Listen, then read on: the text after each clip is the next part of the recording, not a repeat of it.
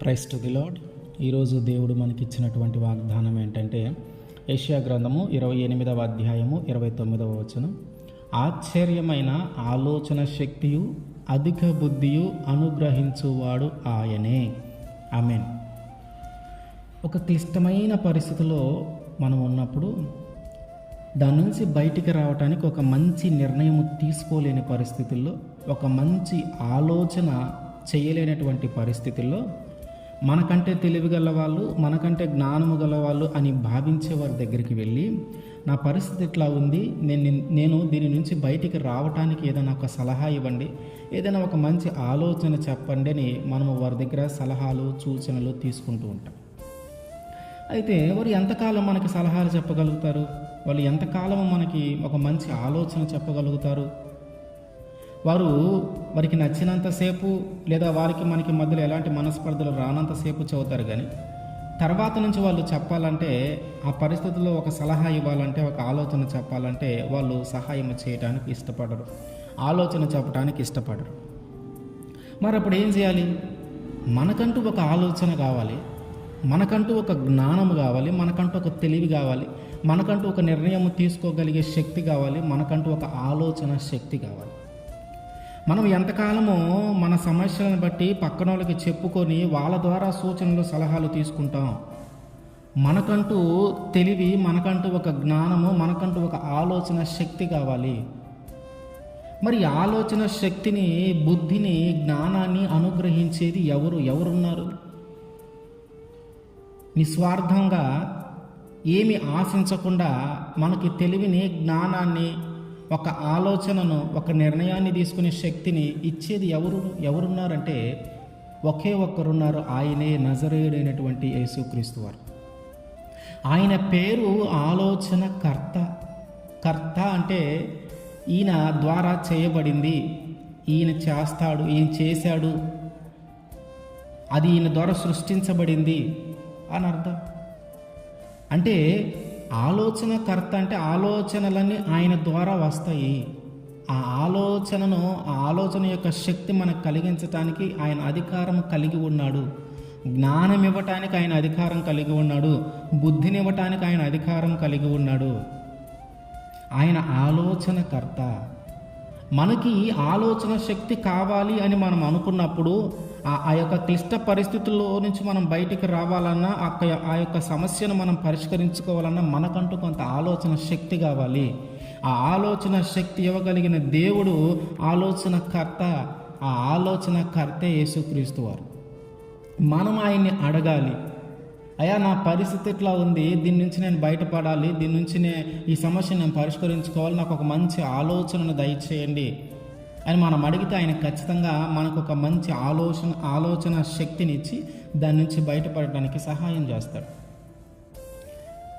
సొలొమోను చిన్నతనంలోనే రాజుగా అయ్యాడు. చిన్నతనంలోనే రాజుగా అయినప్పుడు ఎవరు శత్రువు, ఎవరు మిత్రుడు తెలుసుకోలేని పరిస్థితి.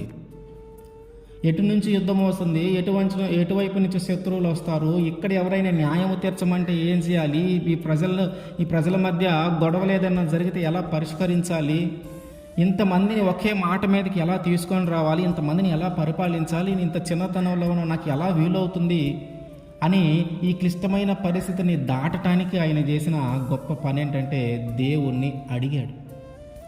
ఎలా తెలిసింది దేవుణ్ణి అడగాలంటే తన తండ్రి తెలియజేశాడు. దావీదు గారు తన కుమారుని రాజుగా చేయటానికి ముందు తన కుమారుడితో మాట్లాడాడు, సొలొమోనుతో. అయ్యా, ఐగుప్తు దేశం నుంచి మన ప్రజలను ఎక్కడ తీసుకొచ్చిన దేవుడు ఉన్నాడు. ఇదిగో మీ తండ్రి నేను దావీదుని, నేను ఒకప్పుడు గొర్రెలు కాశాను, ఆ గొర్రెలు కాసేటటువంటి నన్ను ఎన్నుకొని దేవుడు తీసుకొచ్చి ఇదిగో ఇజ్రాయేలు ప్రజలందరి మీద రాజుగా ఉంచాడు, ఒక గొప్ప స్థానాన్ని నాకు ఇచ్చాడు.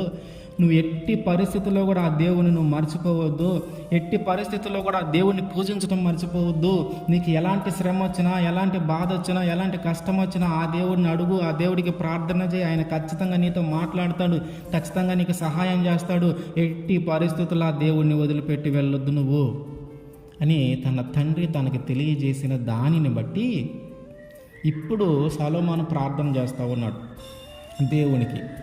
అయ్యా నా పరిస్థితి ఇట్లా ఉంది, నేను రాజునయ్యాను, నా చుట్టుపక్కల పరిస్థితులు ఇట్లా ఉన్నాయి, నా జ్ఞానం సరిపోవట్లా, నా తెలివి సరిపోవట్లా, నాకు మంచి ఆలోచన కావాలి, నాకు ఏం చేయాలో తెలియట్లేదయ్యా అని దేవునికి ప్రార్థన చేస్తూ ఉంటే దేవుడు ప్రత్యక్షమై నీకేం కావాలి సొలొమోన్ అంటే, అయ్యా నేను బాలుడనై ఉన్నాను, రాజునయ్యాను, ఇంతమందిని పరిపాలించడానికి నాకు తెలివి సరిపోదయ్యా, ఇంతమందిని ఒక తాటి మీద నడిపించడానికి నా తెలివి సరిపోదయ్యా, ఇంతమందికి న్యాయం తీర్చడానికి నా జ్ఞానం సరిపోదయ్యా, ఇంతమందికి ఆలోచన చెప్పడానికి నా ఆలోచన శక్తి సరిపోదయ్యా, నాకు జ్ఞానము నువ్వు, తెలివి నువ్వు అని అడిగితే దేవుడు నువ్వు రాజుగా ఉండి కూడా ధనమును అడగకుండా, ఐశ్వర్యమును అడగకుండా, ఏ యుద్ధంలోకి వెళ్ళిన విజయం సాధించాలని అడగకుండా, భూమిని గురించి కానీ ఏమీ అడగకుండా నువ్వు తెలివి జ్ఞానం అడిగావు గనక ఖచ్చితంగా నేను నీకు దాన్ని అనుగ్రహిస్తానని చెప్పి దేవుడు తెలివిని, జ్ఞానాన్ని అనుగ్రహించాడు. వాటితో పాటు ఆయన అడగనివి కూడా ఇచ్చాడు. ఎంత జ్ఞానం ఇచ్చాడంటే దావీదు వంశంలో ఉన్న రాజులందరిలో సొలొమోను అంత జ్ఞానమైన వ్యక్తి ఎవరు లేరు. సొలొమోను తర్వాత అయినను, సొలొమోనుకి ముందైనను సొలొమోనుకున్నటువంటి జ్ఞానము కలిగిన రాజు ఎవరు లేరు. ఇతర దేశాలకి ఆయన యొక్క తెలివితేటలు, ఆయన యొక్క బుద్ధిని బట్టి ఆయన యొక్క తెలివితేటలు ఇతర దేశాలకి వాటి యొక్క గొప్పతనం గురించి ఇతర దేశాలకు కూడా తెలిసింది. షేబా దేశం నుంచి వచ్చారు ఆయన యొక్క తెలివిని పరీక్షించడానికి. అసలు ఇంత జ్ఞానం ఎక్కడిది ఇతనికి? ఇతను ఎలా పరిష్కరించగలుగుతున్నాడు? ఎలా ఇతను ఒక సమస్యను ఇంత సులభంగా పరిష్కరించగలుగుతూ ఉన్నాడు? ఎక్కడిది ఇంత తెలివని ఆశ్చర్యపోతూ ఉన్నారు ప్రజలందరూ. చుట్టుపక్కల దేశాల నుంచి ఆయన పరీక్షించడానికి వస్తూ ఉన్నారు, నిజమా అబద్ధమా అని. వచ్చిన వాళ్ళు చెప్తున్న మాట ఏంటంటే, వీళ్ళు చెప్తే విన్నానయ్యా నీ తెలివిని గురించి, నాకు నమ్మబుద్ధి కాలేదు, అంత తెలివి అతనికి ఎక్కడదిలే అనుకున్నాను, కానీ ఇప్పుడు వచ్చి నేను కళ్ళారా చూసిన తర్వాత వాళ్ళు నాకు చెప్పారే, వాళ్ళు చెప్పినది చాలా కొద్దిగా, ఇంకా వాళ్ళు చెప్పంది చాలా ఉంది. వీళ్ళు చేస్తే ఫస్ట్ నేను నమ్మలా, అంత తెలివి లేదులే ఇతనికి అనుకున్నాను, ఇప్పుడు నేను కళ్ళారా చూశాను కనుక వాళ్ళు చెప్పిందే తక్కువ, ఇంకా నీ గురించి తెలుసుకోవాల్సింది, నీ యొక్క జ్ఞానం యొక్క గొప్పతనమును తెలుసుకోవాల్సింది చాలా ఉందని స్టేట్మెంట్ ఇచ్చి వెళ్ళిపోతూ ఉన్నాడు. ఎక్కడిది ఎంత జ్ఞానం అంటే దేవుడిని అడిగాడు, దేవునికి ప్రార్థన చేశాడు. తన తండ్రి తనకి తెలియజేసిన రీతిగా ఆ దేవుణ్ణి వదిలిపెట్టకుండా ఆయన అడిగాడు. ఈరోజు మనకి ఒక బుద్ధి, ఒక జ్ఞానము, తెలివి, ఆలోచన శక్తి, ఒక నిర్ణయము తీసుకునే శక్తి మనకి కావాలంటే మనము కూడా దేవుణ్ణి అడగాలి.